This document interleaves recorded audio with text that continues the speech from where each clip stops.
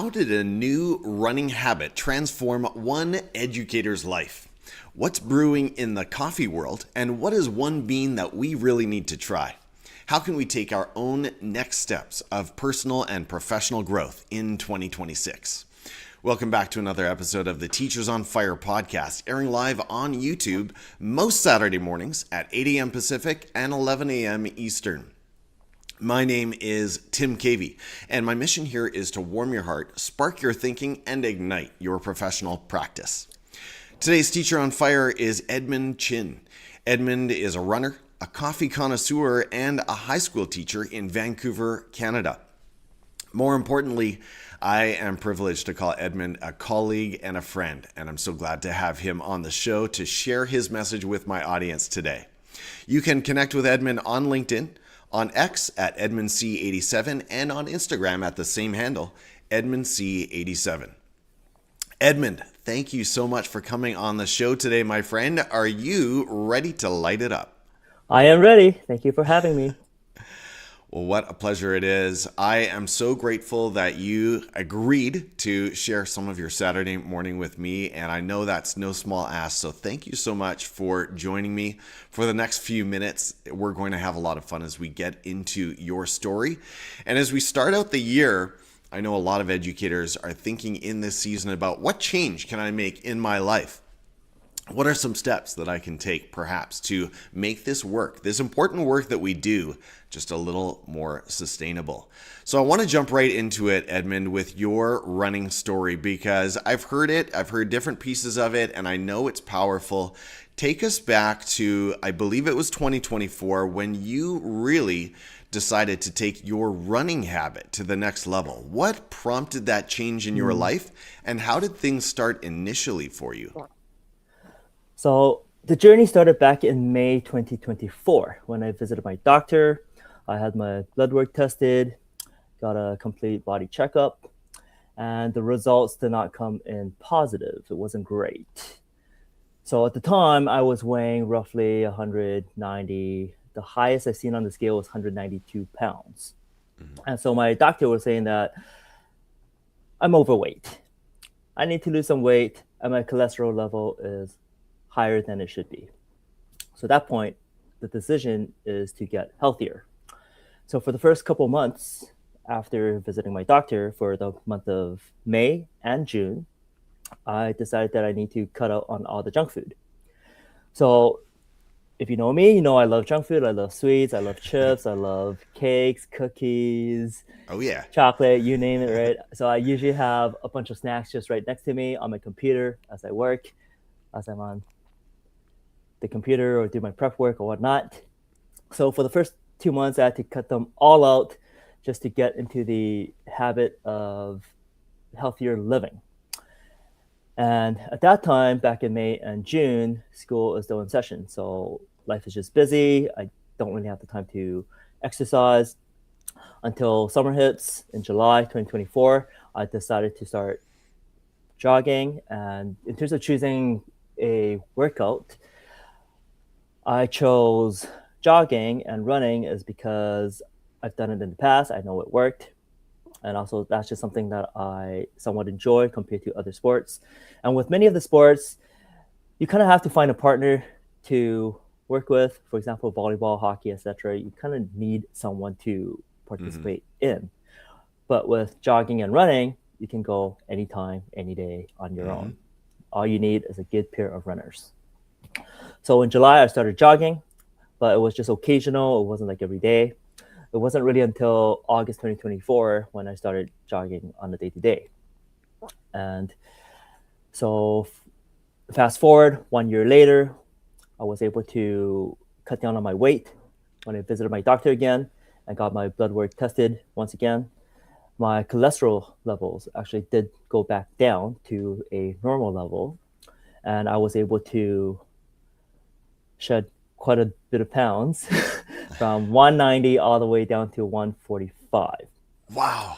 So that journey actually took several months. So it wasn't until February 2025 that I was able to hit the number that I wanted to hit, which was 145, and was able to maintain that all the way to today. That last part is so important because I think different educators have made attempts to control their weight and to get into healthy habits, but that maintaining part is really the key. So we want to come back to that in a moment. But Edmond, first, let me congratulate you again on an incredible story. I mean, losing 45 pounds and almost 25% of your body weight is just remarkable. So Thank you. you got into it. You mentioned that in July of 2024, it was sort of slow going and sporadic, maybe a little bit inconsistent. Then August, you really took it to the next level. So I want to hear about what were some of the difficulties, perhaps. Was there some adversity? Was there some friction for you in terms of actually doing this habit consistently? Yeah, I don't think exercise comes easy for a lot of people. It Yeah. takes a little bit of prompt to get into, right? Yeah. And jumping from like 0 to 10K every day is just Wow. not realistic, I think. But once you get that rhythm going and that positive routine going, then it just naturally comes easier.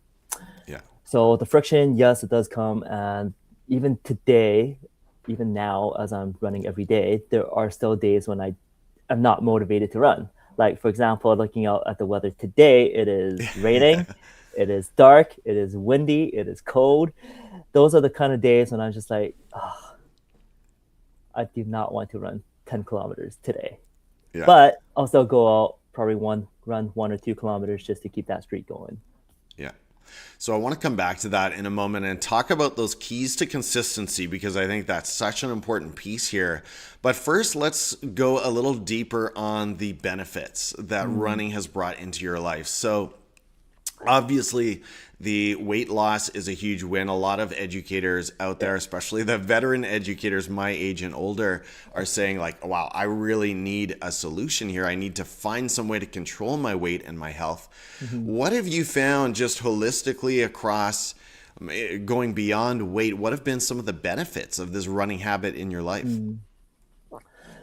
So going back to the habit first, just running alone is not enough. The dieting part is actually huge. Yeah. So if I'm still eating as I used to, it wouldn't work. So now, since February 2025, when I was able to get to the weight level that I wanted to, I was willing to eat junk food again, but in moderation. And on top of that, on certain days, I would decide, would I be able to run this off at the end of the day if I eat it? So if I eat this extra cookie that's Yeah. 190 calories, would I have the time to run, like, say, 20, 30 minutes to run it off? If so, sure, treat myself a little. If not, then maybe pass on that cookie, leave it for another day. So how has running changed my life? One, I feel better. Yeah. I feel more agile, I feel more energetic. And at the end of the day, I feel like going for that run just helps me to de-stress and to kind of just relax. That last piece about de-stressing, I think is so important. And for me personally, I admire your journey, your story a lot because I see a lot in myself in terms of a next step that I need to take. I've built a certain level of consistency, as you and I have talked about many times, but I'd love to make it even more consistent this year. And part of it is that de-stressing piece. So getting a little bit personal here, I suppose, but at the end of the calendar year 2025, I actually had some heart difficulties that were concerning to me. And I'm talking about heart palpitations and difficulty sleeping and things like that. And I think it just came out of a really busy season when I actually stepped away from running for about a week and a half. And the body keeps the score. Like that stress does add up and we need ways to burn it off. So that's my angle. That's the way I'm looking at running for sure. So now let's come back to the consistency piece because you've talked about how in August 2024, you really took it to the next level. You said a moment ago, your aim right now is to run every single day. Do you mean that literally? And what are some keys that have really worked for you? Especially on those days, as you described, when you really don't feel like doing it. Yeah, when I say every day, I do mean it literally because since Wow. Okay. August 2024, I've only missed 5 days of running. Wow. And the 5 days of running is actually due to logistics. When I'm at the airport, I'm flying, Yeah. right? Like literally, I can't run. And Right.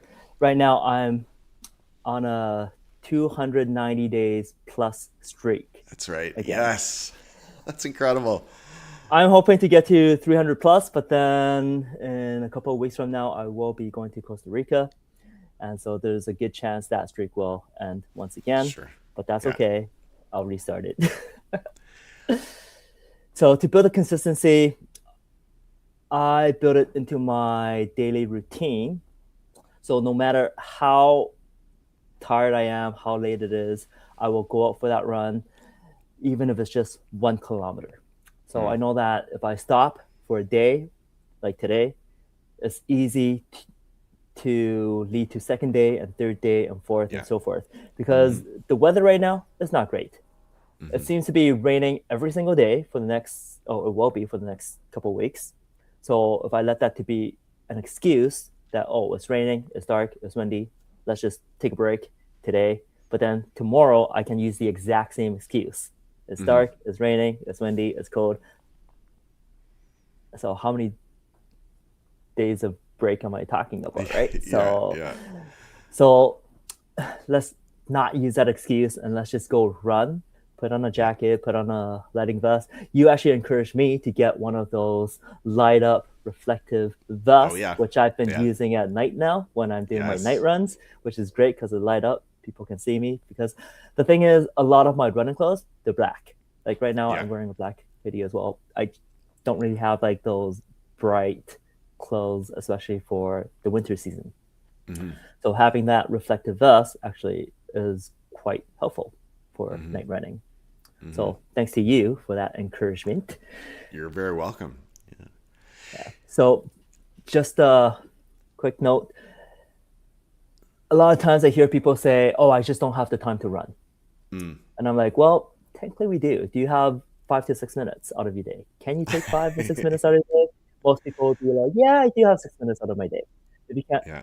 take out 6 minutes, you should be able to run 1 kilometer. Yeah. Yeah. And It's let's just true. call it the day after that, after the 1 kilometer, 6 minute run There's or so much faster. power. Yeah, there's so much power in just checking that box, keeping the streak going. And I think I can't remember exactly how he puts it, but Mm. James Clear talks about if you're trying to build a gym habit, start by just driving to the gym and maybe Mm-hmm. even just walking inside the doors and just train. You're just training your body and your mind. So this is something I do every day. You're sort of taking away the choice out of the equation. You're absolutely right. Now, for those watching or listening around the world, Edmond and I live in the Pacific Northwest around Vancouver, Canada. Rain is a constant for Yeah. weeks and even months at a time. But you know what helps me, Edmund, is I see some of my family and friends around the country in Canada and even in the United States. Mm. And I see some of the snowy, blizzardy conditions, and I think, okay, I've got no excuse. They've got it much tougher when it comes to running. And so all we have to do is sort of deal with the rain, throw on that hoodie. And as you said, the reflectors, and those can be a lot of fun. I Mm-hmm. decided, I think a couple of months ago, after I had a close call with a car, okay, I need to get a little bit more visible. And now I've got those flashing red Yeah. LED lights, and they do make it a little more fun. I will definitely agree to that. We've got Dr. Daryl Diggs Jr. joining us on LinkedIn, and he's just finished a jog. Well done, sir. We'd Nice. love to hear about your running goals for 2026 and how that is going for you. So, congratulations again on running. I should have mentioned this, Edmund. 1912 kilometers. That's almost 1,200 miles in 2025. What's your running goal for 2026? Are you hoping to even eclipse that number, do you think? I think it's possible. Right now, I'm actually training for a full marathon, so that's actually one of Wow. my goals.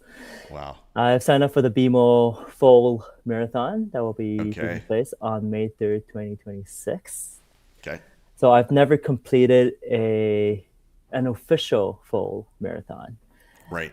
Oh, This that's right. past summer, I did make it my goal to run a full marathon unofficially on my own or with a friend.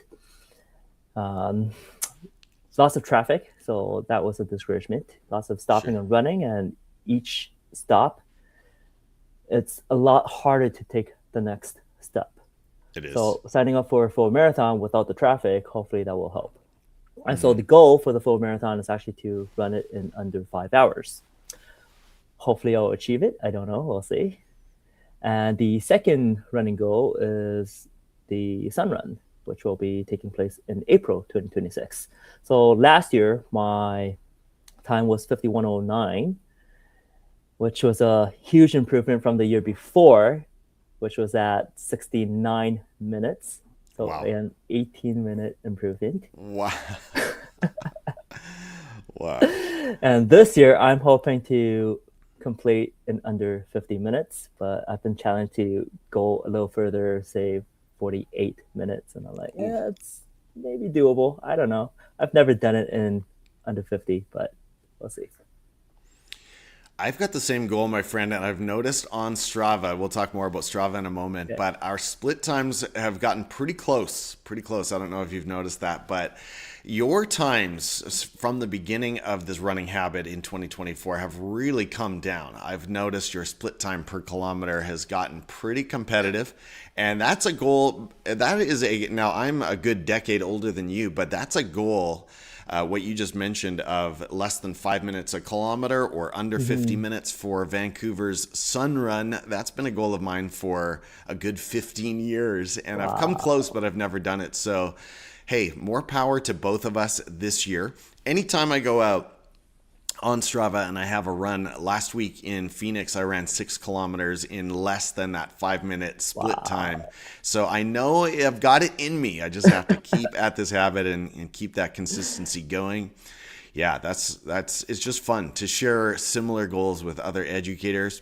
On that note, thank you for joining us, educators. If you're finding value here in this conversation around running with Edmond Chin, give the video a like. While I'm thinking of it too, I also want to extend a special challenge to you, educators, teachers. If you're catching this on the replay or live, make sure you take note of this invitation. It is to run, let me get that off the screen. The invitation is to run 1,000 kilometers in 2026. It's a lifestyle challenge for K to 12 educators. If you are an American friend and you're not familiar with kilometers, we're talking about, and I need to get the total there. I don't have it there, but in terms of a pace, we're talking about 51 miles a month, 12 miles a week, 1.7 miles per day. That's what you're aiming for. And for those in other countries around the world, your pace will look like about 83 kilometers a month, 19 kilometers a week, and 2.7 kilometers per day. Last year, Edmond and I were part of a small group of educators on Strava that connected. And the wonderful thing about Strava is that it tracks everybody's progress. Edmond, you hit that 1,000 kilometers mark in what month, would you say? Do you recall at what point in the year you hit the target? I think it was June or July. Yeah. It was July, Which makes sense right? because you finished the year at almost twice the target, but so about halfway through you got there. It is a very achievable pace, even for non-runners. It's a fairly gentle pace, I believe, as long as we have that consistency. Mhm. So there it is. There it is, educators. Your invitation to join us on Strava. If you don't have an account, go ahead and create one and look me up, Tim Cavey. Just leave a comment somewhere on Strava and ask to be invited, ask to join the challenge, and we'll make sure you are included. And I have to say, Edmund, that's been a huge source of support and encouragement for me. Just that app and the community, the little community of runners that we have through our school and a few other educators in the Lower Mainland and Mhm. around the world. It's been a lot of fun, and just to know that others are cheering you on. You talked about this running habit being a very solitary thing, which it is, but don't you find it encouraging when people are sort of chiming in with their kudos and words of encouragement after a run? Absolutely, very inspiring because there Yeah. are certain days when I wanted to just run 1 or 2 kilometers, but then I see my colleague running 5 to 10 kilometers. I'm like, Yeah. oh, Yeah.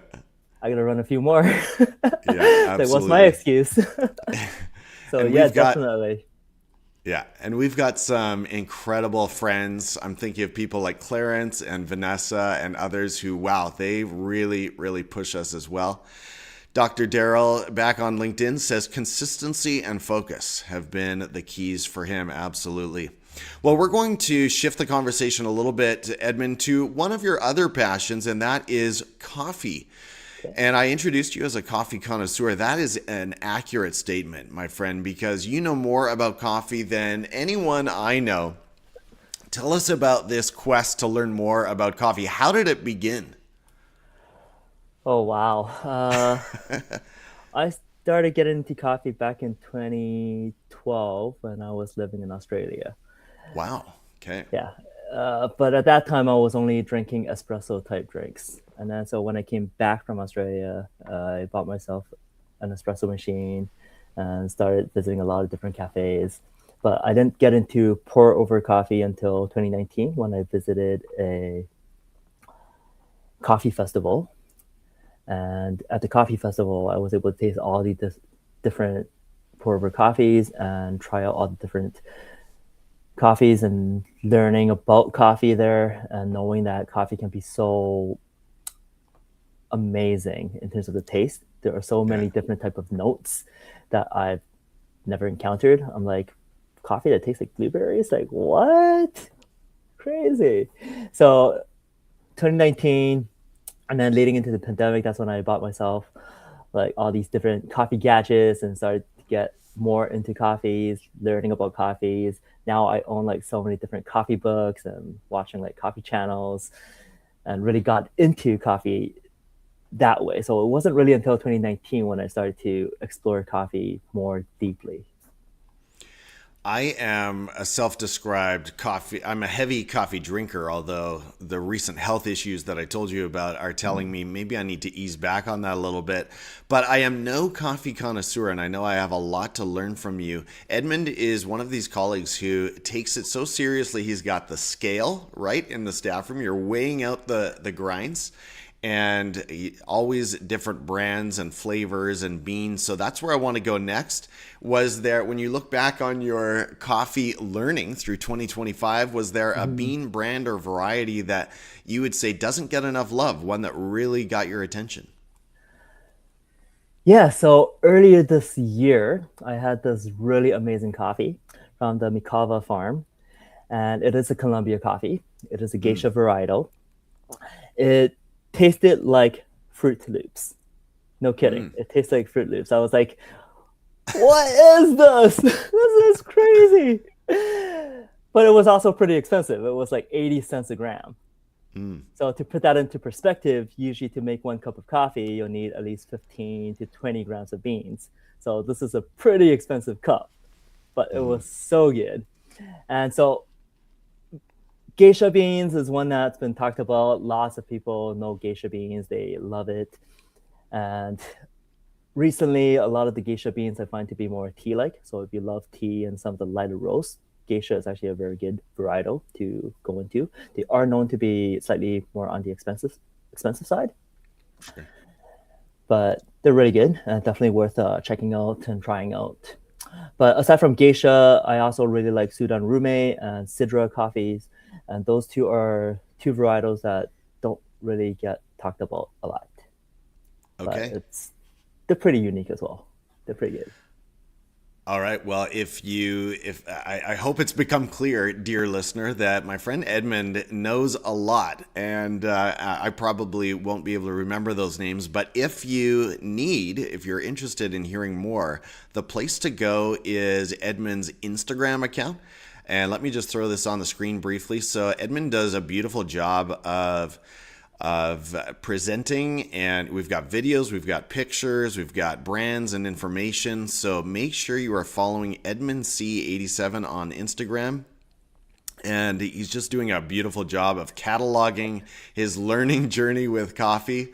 And well done, my friend. You are very focused there, and I hope that work continues to grow, because what a fun passion. So let's talk about that for a moment. When you think about your journey with coffee and just all of the learning that has happened here and continues to happen, do you think it's important for educators to cultivate personal passions outside of the classroom? Yeah, I would say definitely it's important to cultivate personal passions outside the classroom, because if not, it's so easy to become cranky and Yeah. just tired and unmotivated. But when we have that passion, it also affects our joy level. And when we take it back into the classroom, we just are so much happier as a person that it affects the joy of teaching. And in turn, the students will actually notice that too. Yeah, we have to be more than our work, right? And this work takes everything out of us at times in the year. There are certainly seasons in the school year, but I know you and I have talked about how, yeah, we're making it through. We're doing the best we can because our energy reserves can be low. So I completely agree. Having those passions, bringing, as you said, the joy into the classroom, I think is so important. It's what Educators have, re-energizes you, essentially. yeah, Yeah. yeah, you've gotta find something. And I should add too, it's not like, and I know you would agree with this, we get a lot of joy from the work. We certainly do. We love the students that we work with. So it's not to say that all is miserable inside the work, but we've got to be a little bit more multidimensional, I think is the key. We've got to find joy from other sources outside of the school and bring those into the work. So I like how you put that. Teachers, if you're ready for more conversations like this, make sure you subscribe to Teachers on Fire. We talked about the classroom, Edmond, and that's where I'd like to start to wrap this up and land the plane. When we think about the classroom and your high school teaching here in Vancouver, what's one area of instruction or content that you'd really like to learn more about this year? So one of the area of goals for this year for me is actually how to become a better leader, how to be more inspirational to others. So part of my position right now is a team leader in the high school. And so I work with not just students, but also with a lot of other colleagues and staff and leading certain meetings. So how can I be a better leader for my staff, for my grade 8 and grade 9 team, aside from just being a better teacher for the students? So on top of that, what kind of leader do I want to be? What kind of leader am I hoping to be? And so those are questions that I'm reflecting on and working towards as well. And so right now I'm actually taking an emerging leadership course with ELDI. Okay. And so we've been meeting periodically throughout the year online. So it is with educators from across Canada and the United States. All right. Well, I wish you a ton of success as you continue to work through that program. That's one that I worked through as well and found it really, really rewarding. That's a great goal, becoming a greater leader. And you said a more inspiring leader. I want you to know I see you as an inspiring leader already, but I commend you on the goal to even improve that and grow that gift set even more as you contribute around our school and our community, and I know beyond that as well. Edmond, as we wrap up here, what are the best ways for Teachers on Fire listening who perhaps have been intrigued by your messages around running, around coffee, around leadership, and continuing the growth that you just talked about? How can they reach out and connect with you? Through Instagram, if they're interested in coffee. I would love to hear feedback as well on what they would like to learn. I can talk more about that aside from just the beans. And can also connect with me through Strava if they're interested about running and just want to be inspired about running, and hopefully my running goals would inspire them to run as well. So different ways to connect with me through. Yeah. I don't use Facebook much. Sure. I know I actually have a Facebook account, and some people actually message me on Facebook, and I didn't reply for like months, not because I'm ghosting them, but because I actually just don't really log into Facebook. Like Sure. I had it for many years now. I just don't really use it anymore. Yeah, that's fair. Hey, while we're talking about this, are you still logging into X fairly often? Actually, no, I'm not. I'm Okay, maybe rarely we on should X as well. maybe we should take X from the list. But at any rate, all right, Instagram is really the main place, and Yes. LinkedIn. You're on LinkedIn sometimes, right? Yes. Yes. All right. Occasionally, not often as well. So the places that I would be on quite frequent would be Instagram and Strava. Instagram and Strava. There you At have least it, folks. That's during the season. Yep. where to connect with Edmond. Thank you so much, Edmond. This sounds good. And again, I want to thank you for sharing your time with the podcast on this Thank you. Saturday morning. It's been inspiring and encouraging. I know we're both going out for our runs later today, so at least I know you will. And I know I've got a couple of appointments in my day, but I'm certainly hoping to make that happen on this end as well. And we'll see each other's runs on Strava. So there you go, teachers. One more invite to join us on that platform. Teachers on Fire, I'm your host, Tim Cavey, and I'm so grateful that you decided to spend some of your day listening to this episode. I hope that in some way the content you heard today from Edmond Chin sparked your thinking and ignited your practice. And I'll meet you right here next week on the Teachers on Fire podcast. Take care, everyone. Have a great 2026. Bye-bye.